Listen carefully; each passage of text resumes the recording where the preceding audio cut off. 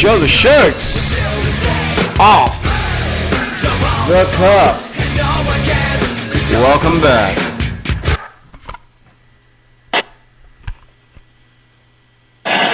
Joe, thank you so much. Richard, let me ask you the final play. Take me through it. Well, I'm the best corner in the game. When you try me with a sorry receiver like Crabtree, that's the result you're going to get. Don't you ever talk about me. Who was talking about you? Crabtree, don't you open your mouth about best. Or I'm going to shut it for you real quick. L.O.B. All right, before... And Joe, back over to you. That's right, Joe. Back over to you. That be me, Joe the Shirt. That was, of course, the post-game interview of this past Sunday's game with Richard Sherman, where he just went, well, let's just say he went completely off the cuff on his post-game interview. And he has caught a lot of shit for it. Oh, my God. Excuse me. He has caught so much shit over it. And I personally, I'm a little sick and tired of it. I really am. I am sick and tired of everybody criticizing a player like Richard Sherman who... Let's take a look at the facts for just a really quick second. I mean, I'm not even the biggest football fan on the planet. I put money on the games because I like to gamble. But let's take a look at the facts here. Let's see, with about 18 seconds to go, Seahawks were up by 6 points. Let's see, the 49ers were within striking distance of getting the touchdown, which would have tied up the game. And if they got the extra point, would have won the game. Now, a lot of you may be thinking, well, then would have gone into overtime most likely. Then it could have gone either way. No. Do you know how many kickers missed their kicks this past year? You know how many times it happened? It happened 5 or so times. Most kickers made 95% of their kicks this year. So it is a big deal. If the 49ers had, in fact, scored on that play and gotten the extra kick, they would have won. Now, I bring this up only because Richard Sherman, the Shermanator, you mad, bro? He was in the game. The game just finished like 30 seconds ago, you know? And not only did his team win and is going to the Super Bowl for only the second time in franchise history, but he made the defensive play of the game with a one-handed tip away that got Seattle the ball back, and game was over, and Seattle Seahawks win. And they're going to the Super Bowl to play the Broncos. And, you know, afterwards, he is pumped, he is hyped, he is emotional, he is fierce, he's angry, he's high on life, and he expresses himself against one Michael Crabtree, the receiver for the San Francisco 49ers, who he blocked the pass on. And I saw this game, okay? I saw what transpired here. Let's see. Ball is thrown. Crabtree goes for it. Richard Sherman puts his hand up, blocks it, tips it away. Seattle recovers the ball, and and the game's over. That's it. At that point, according to what Richard Sherman said, he, trotted over to Crabtree, gave him a little pat on the ass, which is very normal for a lot of football players, and told him, hey, good game, good game, good game, good play, good game. At which point, Crabtree mushed him in the face. He shoved him in the face. It's so much talk going on about how classless Richard Sherman is over his reactions, during the interview. But nobody talks about Crabtree at all. Nobody talks about how that motherfucker mushed him. Now, I'll be the first one to tell you, when I lose, I am not the best sport in the world. But when people start talking about Richard Sherman, they're talking about what a bad sport he is. He just won the game, and he's being an asshole, and he's taunting, and he's doing choke signs at the other team's quarterback. But nobody talks about Crabtree. Why? Because Crabtree lost. And Crabtree kept to himself after that. But the fact of the matter is, he was less sportsmanlike than I think Richard Sherman was. You know what? I'll be the first one to admit. If I was Crabtree and somebody came up to me and after I just lost, hey, good game, and smacks me in the ass, you know what? No amount of encouragement, no amount of compliments, no amount of butt patting is going to make me feel better about the fact that I just fucking lost. I had the opportunity to score the tying pass, the tying touchdown, and give my kicker the opportunity to get the game, win the game, but it didn't happen. Richard Sherman got in my way, tapped the ball out, and, I lost. And so, no, I would probably be less than gracious in that situation. Whether or not I would have mushed somebody, yeah, there's a really good chance of that. After you lose the biggest game of your career, most likely, no, you don't want to hear anything from anybody, especially not the opposing side, congratulating you on what a great game you had right after they fucked you. All right, nobody wants to hear that bullshit, and I get that, and I don't blame Michael Crabtree for that, but I do blame the American public for not calling him on that. Why don't you call Michael Crabtree on his shit? Why? Because he lost? Because he was quiet about it? He physically attacked another human being, but because Richard Sherman, because he likes to talk, that's what we're offended by. I like to talk. That's what I do. And I don't make apologies for it very often. I've apologized a couple of times here and there, but more often than not, I'm expressing my truth, my opinions, my feelings on things as I feel them. And I think it's unfair of the American public, and I think it's unfair of football fans in general, to judge Richard Sherman for his reactions at the end of the game. Very unfair. I have a article here criticizing Richard Sherman from the Los Angeles Times by one Bill Plaschke, article I read pretty regularly. And he thinks that criticizing Sherman for his TV rant is hypocritical as well. As he puts it, Americans joyfully cheered a football game whose players are paid to be angry and callous. And then America was offended when one of those players spewed anger and callousness.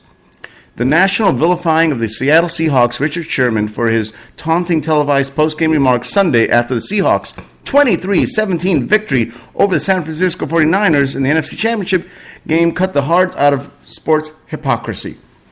Okay, so maybe at best they would have just tied up the game. But anyway, in any case, it was close enough that it was dangerous, all right? Could have tied the game, sent it overtime, and hey, sometimes I get my facts wrong. Deal with it. Richard goes on to, in his post-game interview, to say, quote, "I am the best corner in the game," end quote. Quote, "When you try me with a sorry receiver like Crabtree, that's the result you're going to get. Don't you ever talk about me," end quote. When the interviewer asked Sherman who was talking about Sherman, Sherman shouted, quote, "Crabtree," end quote, and then added, "Don't you open your mouth about the best or I'm going to shut it for you real quick." Let's see, Sherman was overwhelmingly ripped for being a loudmouth, a bad sport, and even a thug. Criticism mounted further when Sherman called Crabtree, quote, "mediocre," end quote. During a post-game news conference, he was also nationally ripped for giving the choke sign after the play for a taunt which he was penalized. On Monday, Sherman apologized, quote, according to Sherman, "I apologize for attacking an individual and taking away from the fantastic game by my teammates. That was not my intention." Of course it wasn't your intention. It's never your intention to embarrass your team, but it's always your intention to defend yourself, to defend your team, to defend your teammates when other people are attacking them. to defend yourself when someone attacks you. Crabtree, what it amounts to is he attacked Richard Sherman. He mushed him. He shoved him in the face. It was a physical assault, and as far as I know, he wasn't called on that. There was no penalty on that one. But, Richard Sherman opens his mouth, and, let's all talk about, bad sportsmanship, that it's not classy. Let's even call it bullying, which is one of the biggest fucking buzzwords in the media these days. It's bullshit. Quit it. You guys have got to stop. Do not expect your sports heroes to be strong, aggressive, emotional, and in the moment and trying to win and have gigantic egos and then criticize them for it. One of my friends, Penny Cantu on Facebook, she was a little critical about Richard Sherman as well. Mind you, she's not a big sports fan, so that's fine. But one of the things that she said was, that these guys overpaid. And Penn, I will have to tell you, I disagree with you. They are not overpaid. They get paid exactly what the market will bear. Overpaid according to who? We all like to look at other people's jobs and say, wow, they make that much just for doing that? Anybody could say that about anything. I don't get paid jack or shit for doing this. Which is why, I don't bother to defend myself for coming on over an hour later than what I originally planned, because I don't get paid for this. I'm not offering money-back guarantees because, I do this, this is what I get out of it. I get to rant. But, it's right up there. What if somebody said that about your job? Like say somebody said, I'd like you to take photographs of this particular event for me. And then you tell them what it is you're charging them, and then they tell you, really? That much for what you do? And Penny, I know you've had this experience, and I've had this experience as a bartender when people ask me, hey, can you cover this event for me? And I tell them how much it's going to cost, and they're like, really? Just for pouring drinks? Or really? Just for blocking a football? Or really? Just for adding up a few numbers and doing my taxes for me? You want me to pay that much? See, it's really all relative. Especially when you consider that so many of these players, come from colleges with really big football programs where the colleges get paid a gang of money, the coaches get paid a gang of money, and there's so much money being just flooded into these programs, but not going to the players. The players are restricted. They're told, hey, you can't accept any compensation for coming to this school and playing football at this school, or basketball, or baseball, or soccer, or volleyball, or any other sport.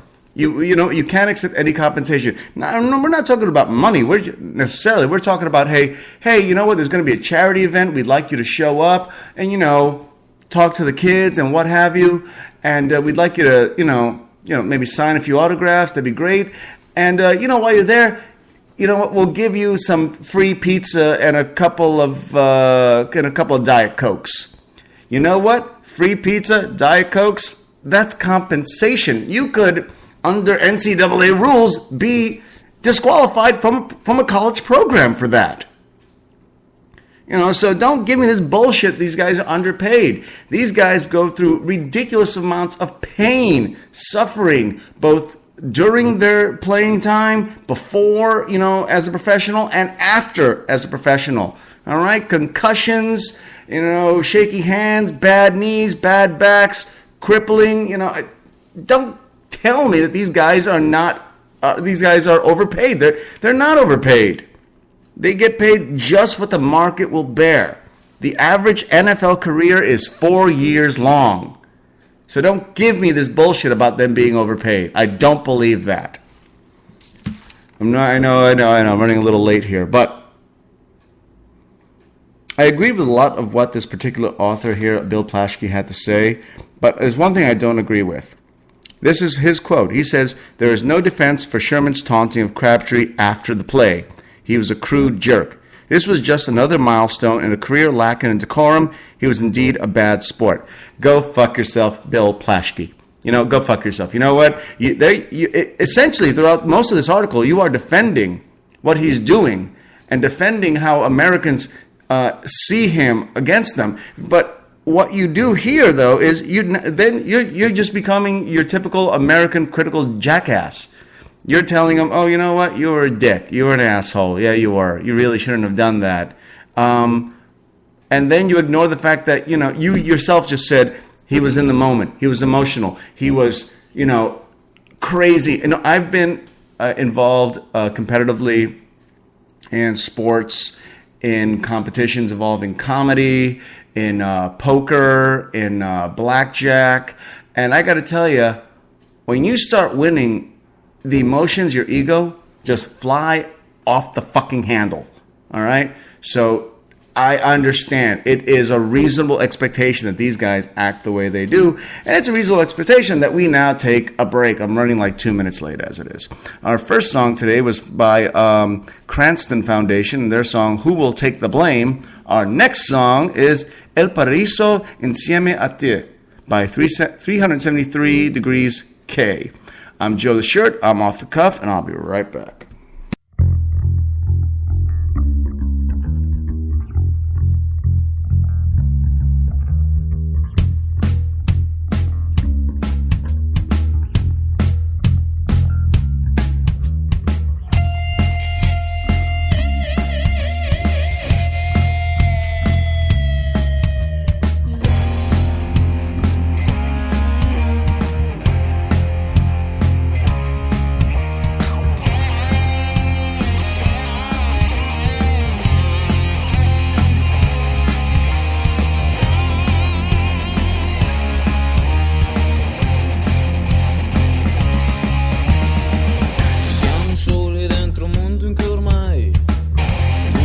A fare ciò che tu vuoi, è per questo che ti porterò lontano.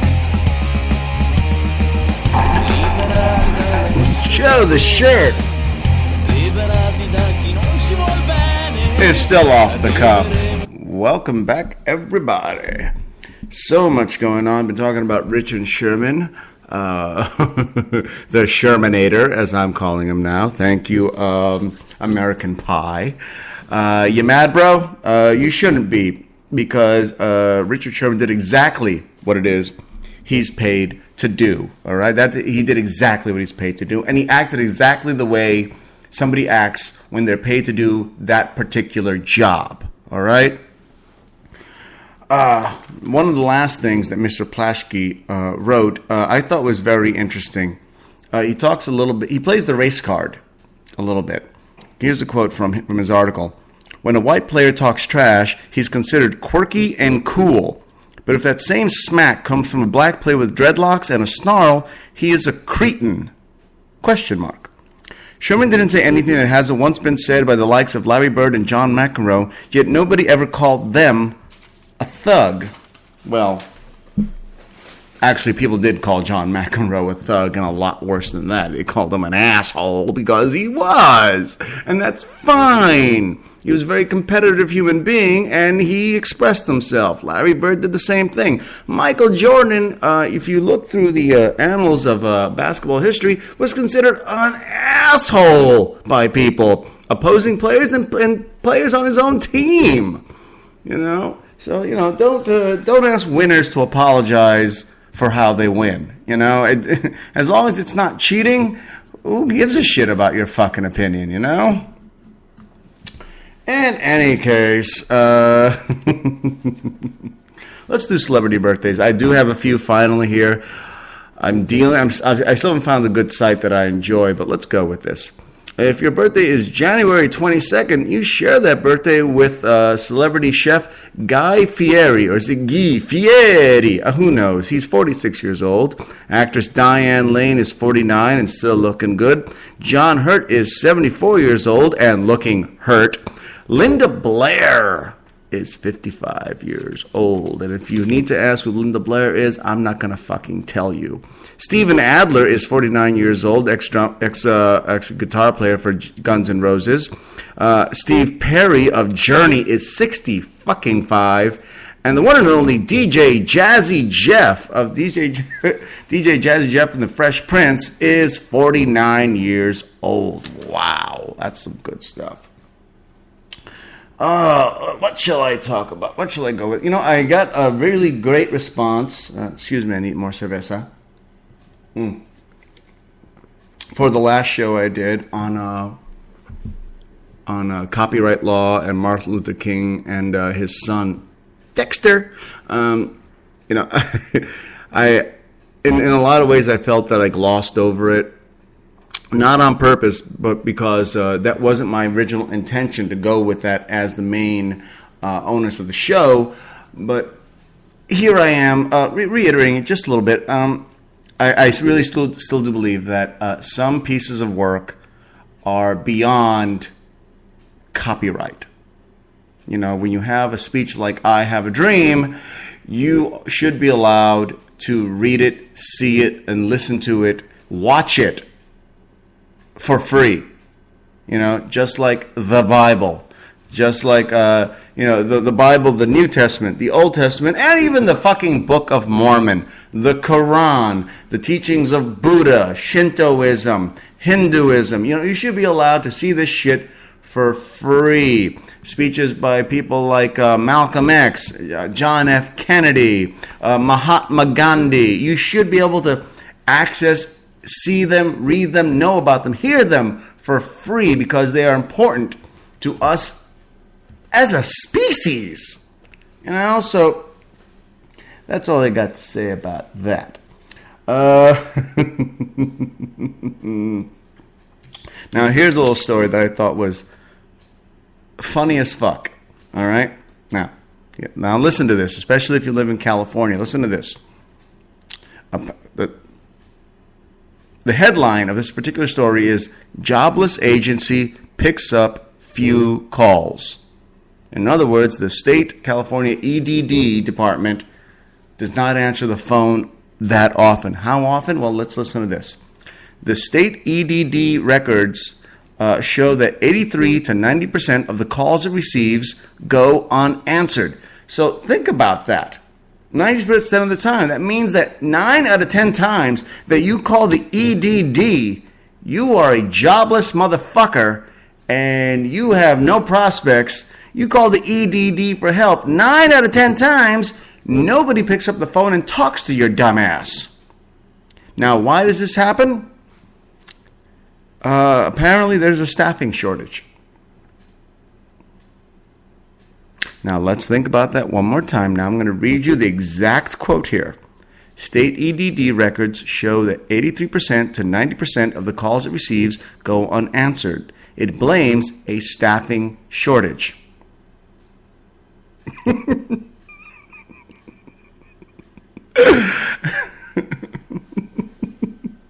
So the EDD doesn't have enough employees.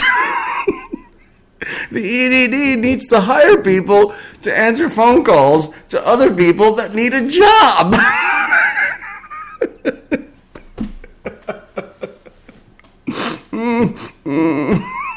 Seriously, you know what? I think they should put everybody that works at EDD on the phone for recruitment. And then anytime anybody calls for any reason, they should just go, "Hello, California EDD. Would you like a job working for the EDD?"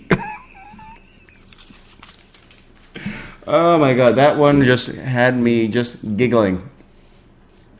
Okay, a little bit back to sports. If you are a big Major League Baseball fan, you know, and you love baseball traditions, well, yeah, you're fucked. One of the biggest traditions of baseball is going away, and a new tradition is being introduced. The tradition of the video replay. Major League Baseball has announced that it will be including video replay into the modern world of baseball. It's going to be limited. I'm not going to go into all the details. Again, this comes from Bill Plaschke. Like I said, it's an article I read on a regular basis. I don't always agree with him. But for the longest time, you know, sports like football, you know, I've had instant replays. It had been introduced in some cases in basketball. And now Major League Baseball is introducing instant replay in its decision-making process because, you know what? Sometimes the ump gets it wrong. We've all watched baseball games or even been to baseball games where we saw exactly what happened and the ump, I don't know, blinked, farted, was thinking to himself, gee, what do I want to have for dinner tonight? And then all of a sudden goes, oh, shit, was that in or out? Was that safe or is he out? He's safe! And then everybody in the entire world boos him for the rest of his fucking life. Well, you know what? We're going to the world of the instant replay in baseball. I don't think it's going to make all that big of a difference because they're not going to, as far as I know, they're not going to be calling instant replay on everything. You have a limited number of times you can call instant replay. And the purists are a little pissed off because they're like, hey, you know what? Baseball's a game. You throw a ball, you hit a ball, you catch a ball, and some guy in a black outfit decides what happened to the ball. And now they're introducing the opportunity that, well, it's not going to work quite that way anymore. Cannot bring myself to care all that much. Have you ever seen a baseball game on TV? It's a boring fucking game. The only time I enjoy baseball, watching baseball, honestly, is when I go to the game. I have nice seats. It's shaded, but it's warm, but not too hot. I have hot dogs and a lot of beer. So, you know. Okay. Let's talk a little bit about celebrities. Love talking about celebrities. I got a celebrity. You know what? We'll talk about celebrities in the next segment. How about that? Let's talk a little bit about texting, dialing, and driving and how it affects accident rates. Now, a very new real-world sophisticated study confirms that dialing, texting, or reaching for a cell phone while driving raises the risk of a crash or near miss, especially for younger drivers. But the research also produced a surprise. Simply talking on the phone did not prove dangerous.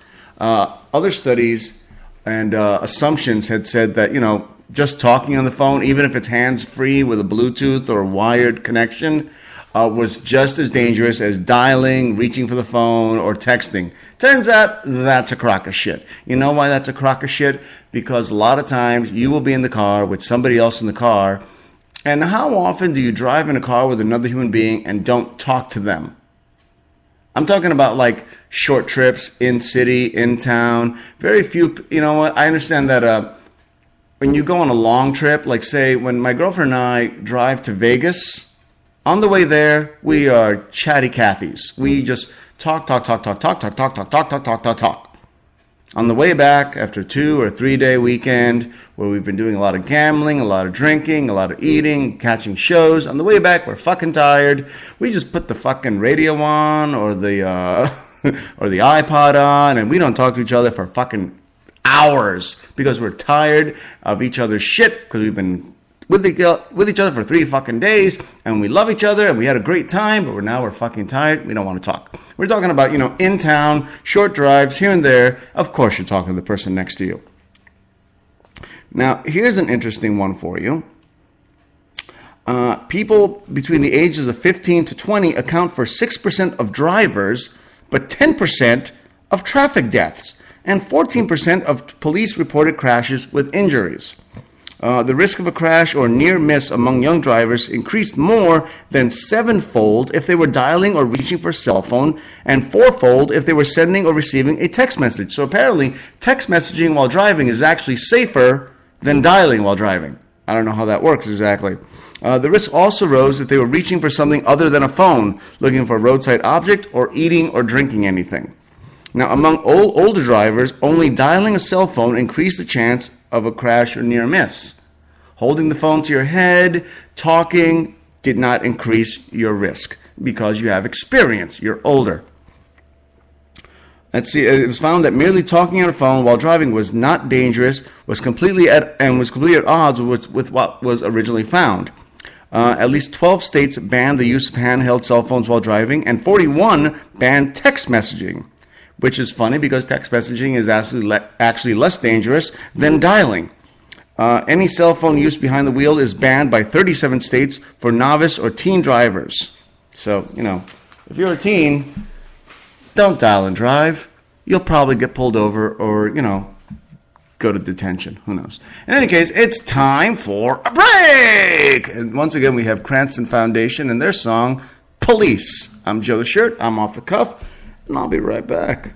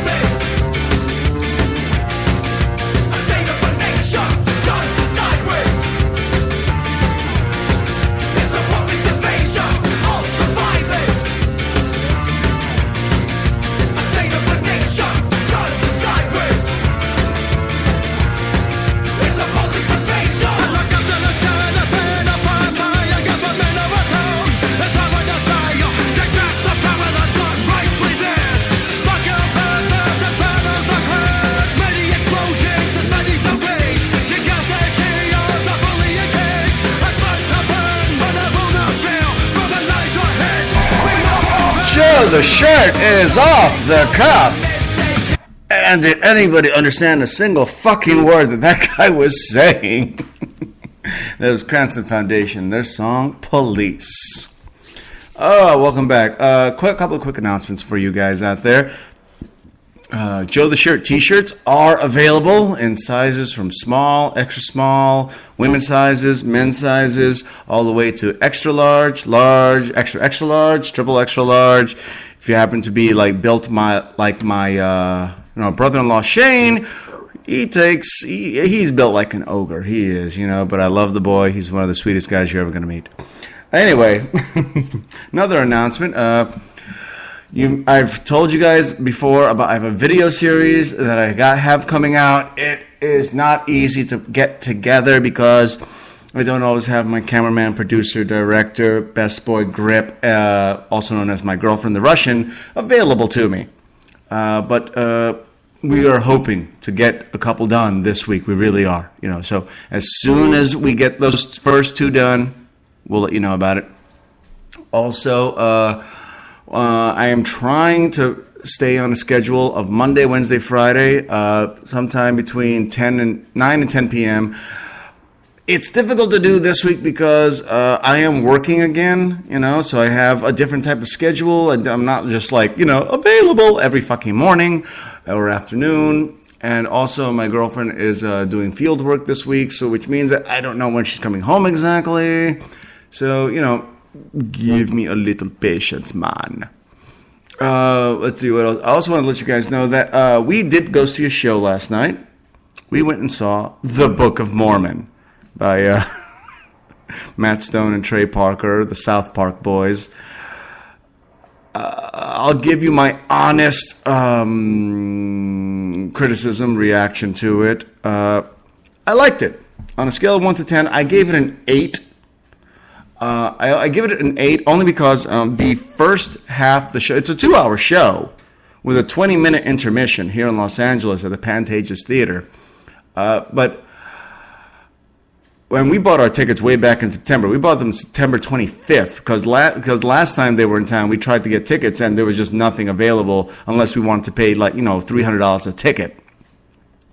But it was a good show. The first half of the show was fun, but towards the second half hour of the first hour, it tended to drag just a little wee bit. We took our 20-minute break. We went out, had a smoke, or she did anyway. I just, stood there, holding her purse. And we came back in, and watch the second half of the show. And I gotta tell you, I thought the first half of the show was a little batshit crazy. The second half puts it into a whole new level of batshit crazy, a whole new, stratosphere. I mean, it was just nuts. The amount of references they made to pop culture, movies, TV shows, really, you have to see it to really understand what the hell it is I'm talking about here, okay?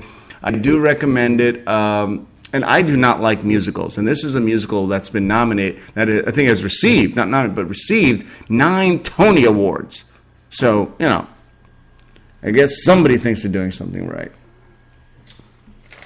Okay. Let's see, we have maybe 8 minutes left. Let's see what we can do.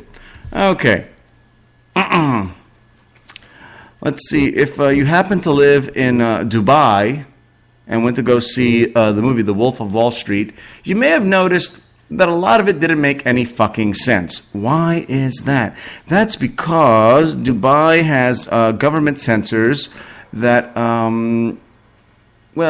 eliminated 45 minutes of the movie for its portrayal of drug use and sex and its profanity, which included more than saying the word fuck more than 500 times. So yeah. So if it didn't make sense to you in Dubai, go somewhere else. Get the Blu-ray or the DVD or the SoundCloud, whatever. You don't even want to, and just watch it that way. It'll make more sense. Kanye West, once again being an asshole. Witnesses say that Kanye West attacked a man who allegedly unleashed a tirade of racial slurs against his fiancée, Kim Kardashian, in Beverly Hills. Witnesses told KTLA TV that paparazzi were camped outside of the building as Kardashian arrived for an appointment. A man holding the door was reportedly yelling racial slurs at the photographers. When Kardashian asked him to stop, he directed his tirade towards her, according to law enforcement sources. Kardashian then called West, who arrived a short time later. She pointed out the man, and West attacked him and, this is what I'm assuming, just beat the shit out of him. Okay. Way to go, Kanye. Look, I don't blame Kanye for defending his woman's honor or just defending his woman, period. I've often said, insult me, insult my mom, insult my family. You insult my woman or insult my kid, and my foot will be in your ass. And that's just me. And, I don't blame Kanye for that. I don't think he's really being an ass. You know what? He could have just let it go, I suppose, but we don't know his mental state at that time. And moving from Kanye to the next big-time hip-hop rap mogul of the world, Justin Bieber. Detectives were searching Justin Bieber's Calabasas mansion last Tuesday for evidence that he allegedly tossed eggs at a neighbor's home. And then arrested one of the singer's associates on a suspicion of felony drug possession. LA County Sheriff's investigators served a felony search warrant at the home looking for evidence that might connect the 19-year-old singer to the egging. Bieber's next-door neighbor had called detectives last Thursday to report his house had sustained $20,000 in damage from having eggs thrown at it. Investigators took one Javier Domingue Smith, who was 20 years old, into custody. Lieutenant Dave Thompson originally stated that cocaine was found in, quote, plain view of the deputies, end quote, but sheriff's officials later said the drugs needed to be tested. Rather than cocaine, sheriff spokesman Steve Whitmore said the substance was more likely ecstasy or the synthetic drug Molly, which is also another form of ecstasy. Bieber was not connected to the drugs other than the gentleman was staying at his residence. How are you not connected to drugs in your own house? It's your house. And how do you cause $20,000 worth of damage to somebody's house by throwing eggs at it? That must be some really cheap paint job these guys got. All right, moving along. Friend of mine recently asked that I do a show on India, and I will sooner or later, in India and Hinduism in general, and Mormonism and Jehovah's Witnesses. But for right now, a quick tidbit here. Yet another tourist was gang raped in India. A Danish woman was near New Delhi's main rail station and wanted directions. Woman approached a group of men, asked for directions. They led her to a very secluded area.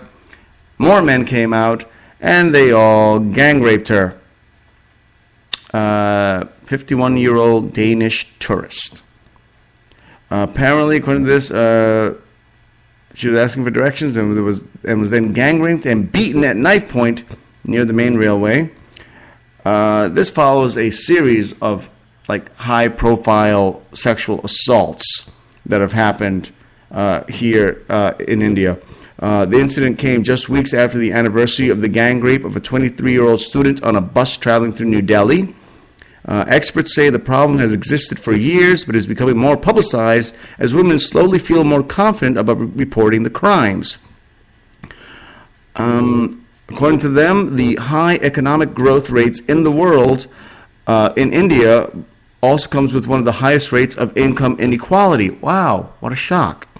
It has prompted men to use violence to try to demonstrate their superiority over women.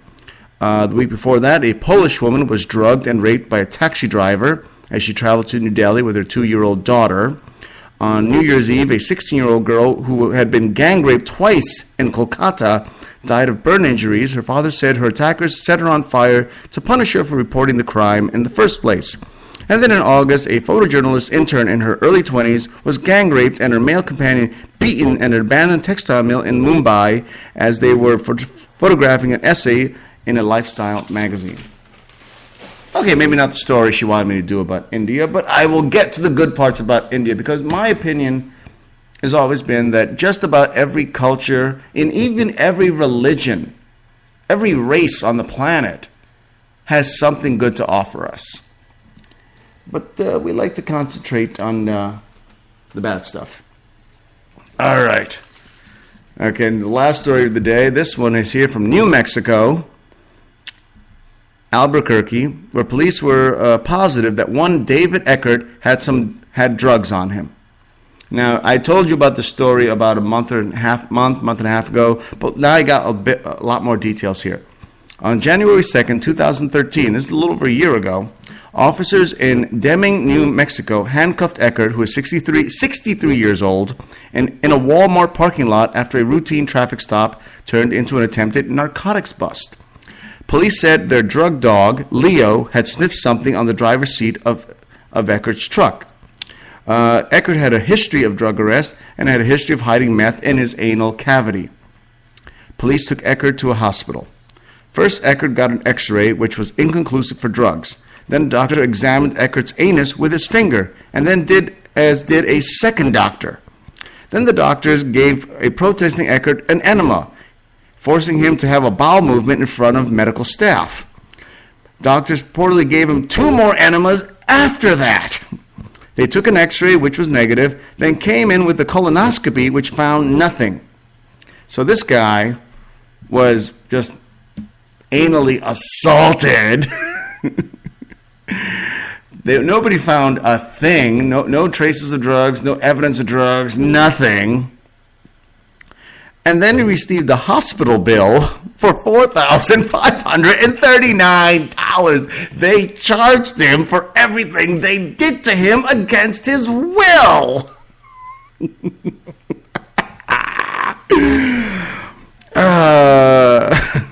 He sued and is now the proud recipient of $1.6 million.